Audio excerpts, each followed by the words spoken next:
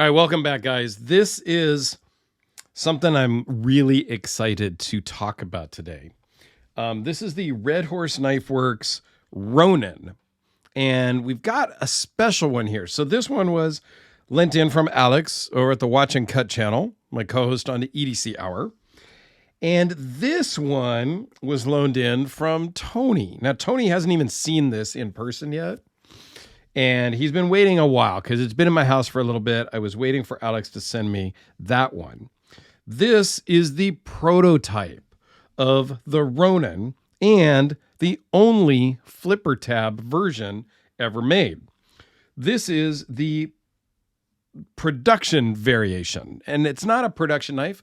These are custom handmade knives, but oftentimes you come up with a prototype that you make truly just to see if your concept in your mind works. And then once you make the prototype, you then make some tweaks. Perhaps you make another prototype, and then you make more tweaks before you go into producing these mid-tech versions or even custom versions. So I'm super honored to have this prototype in my possession for a little bit, because not only is it the prototype of this Ronin, but it is quite literally the first knife that Ed Kim from Red Horse Knife Works ever made. So, and I say that not in jest, but it's the first real knife he made. I'm sure that he made a bunch as he was an apprentice with Jim Smythe and a bunch of practice knives and things like that, right? Of course. But this was the first knife that wasn't, in Ed's words, a complete piece of right? That he thought was valid enough to then create a model of and actually sell, since obviously this got sold because Tony bought it from another guy. And I don't know if that other guy was the original owner or not. I don't know that whole backstory, but I do know in talking to Ed that Jim Smythe actually donated these materials because Ed was just out of apprenticeship, just starting to make knives. He wasn't selling nothing yet. It's the first one. So Jim donated the titanium, the CPM, I believe it's 154 blade steel, and Ed went to town, and he made this on a mill that he said he could literally cut in half with his current mill. Like, this is rudimentary at best. And Ed asked me to be very forgiving in the video because it was his very first knife. And you can tell as you carry this, as you handle it, and hopefully as I show you here, that it is not very refined. Okay. You can see it very clearly here on the flipper tab that it's bare bones. It's basic. It's a new person making a knife. And that's not a negative against Ed. We've all started somewhere in our chosen professions and careers. Trust me. I have learned a lot doing my normal day job in 30 years now. And the things I produce today at work are way better than what I produced 30 years ago. And we'll see as we go through this, but the flipper tab works. We'll see some of Ed's evolution, because I'll pull out some other customs here also that are not Ronins, but some Hellraisers. And we'll talk a little bit about where Ed is today. So a very nice Tonto grind. This is relatively sharp. It is older. It probably needs some freshening up.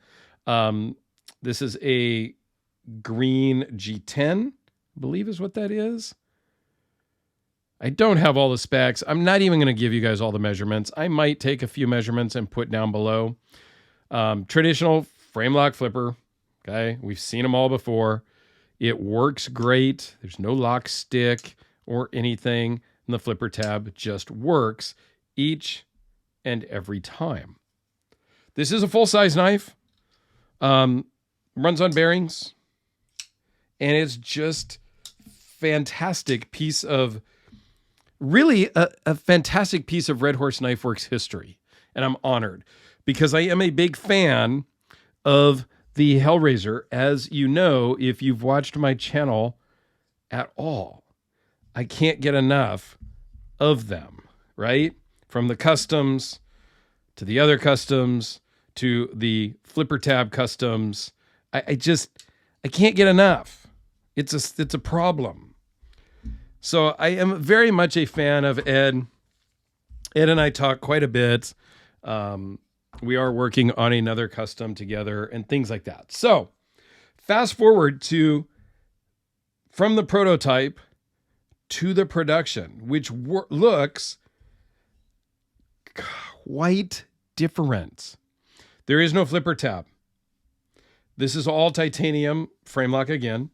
Similar in pocket clip design, but different. So this one is just a milled out clip, and this one is more of a bent and milled clip. But again, very similar in shape and design, a little bit different dimensions. No flipper tab, but a very nice thumb stud. Oops. That works great, except when it's a little shy on TV. And locks up great. This one does have a little bit of lock stick. So this one is going from me to Ed to get a little bit of a spot treatment. I think him and Alex have some anodizing to do because Alex has a couple of other knives from Red Horse that I have a Red Horse playlist you can check out below that have been anodized. I think it's blue and whatnot. So they're going to make this one match the other knives that Alex owns. All right, so that's perfect. And they'll clean up the lock stick and all that good stuff. So here you have a chisel grind. Very similar still with the Tonto. Almost the same geometry in that regard. Same size and whatnot. Just no flipper tab and a true chisel grind, meaning this is completely flat on this edge. There is a primary bevel here and the secondary cutting bevel at the edge there, right? This one gets a logo now. The prototype had no logo. Again, probably CPM 154. I don't know for certain. Little bit of marks on the blade. This gets used. A little thick behind the edge, but that's okay. It still works and cuts. Some scratches here on the titanium. Not a problem. Feels great in the hand. Locks up very solidly, but does have some lock stick. Okay. So that is something that does need to get worked out, which is okay. Like, stuff happens. This is a very cool profiled knife. Like, I really do like this. I am a fan of Tonto blades. I am a fan of thumb studs and frame locks. I prefer liner locks as I've kind of evolved. But as we evolve, we get into, with Ed, the Hellraiser. This was the very first custom Hellraiser that Ed ever made. Originally sold to Jim Skelton, then sold to another friend of mine, Rob, and then to me. And there might have been somebody in between. Zirconium bolsters, which have fingerprints. Okay, whatever. So, yeah. I love it. It is a liner lock. And you can see where he's progressed from prototype to production or to custom, making it, tweaking it and making it. And then stepping up in starting to use some exotic materials. Carbon fiber, zirconium, titanium hardware, liner locks. He's gotten a little more fancy with the clips. Okay. And we'll show you really as he gotten completely fancy with the clips. And I will link my Red Horse playlist down below. So please go check it out. I did full video on all of these. More exotic material with Damasteel, flipper tabs, pivot collars, thumb discs. I mean, it's really, yeah, it's amazing to see kind of the beginning and the current. Now, this isn't probably not the most recent knife that Ed has ever made, but you know, to see where he's come and how he's evolved in the craftsmanship, the material usage, the fit and the finish is just amazing. Every single aspect has been elevated throughout the course of years. The action is superb on the current models. Very nice. This one here, not quite as smooth of an action, not as drop shut, if you will, as the flipper. But this one, this is a knife that gets probably, I don't know, I'm not going to say the most time in my pocket, but this gets a lot of pocket time. A little bit different pocket clip on this particular one with a different backspacer. Thumb stud instead of disc. So Ed has a very wide range of skill sets that he has evolved from this Ronin.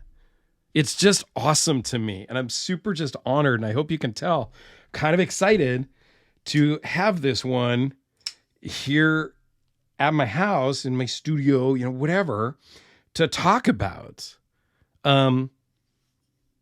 There may come a time if Anthony gets bored of this, once he gets it at home and gets to handle it and see it and stuff. This is not something you're going to carry around all the time. It's just not. You can. It works great in the pocket. The flipper tab is a little, not rough, but it's a little bit sharp here on the end. This is not going to be your fidget thing. It's not going to be comfortable to your finger long term. Okay. But if Anthony ever gets bored of this, he and I have already talked that, yeah, I'll absolutely buy it from him because of my Red Horse collection. I don't have all the models. I have really just Hellraisers. But if Alex ever gets bored with his Ronin, his mid-tech Hellraiser, his War Pig, his, what's the other one that he has? Drawing a blank right now. Anyway, Alex knows. If he's bored of those, he'll let me know.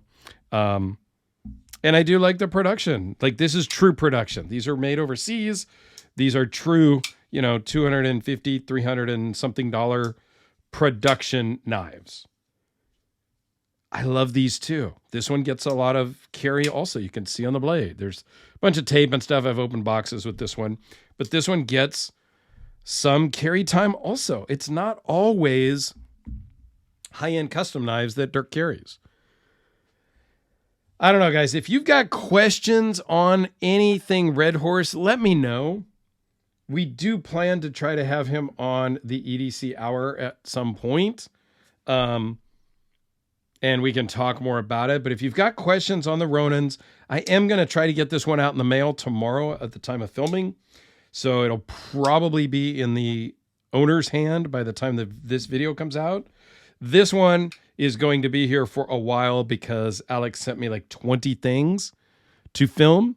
So I need to get through all of those before I just start shipping stuff back. So this one will probably be here for a bit. Although I think this one goes right to Ed. So maybe I can send it out to him in a few days. But yeah, I don't know. I'm just super excited to be able to have his very first knife to check out, even if it's not something in my collection. So thanks for watching, guys. I know this went a little rambly and long, but you know, there's just some cool stuff.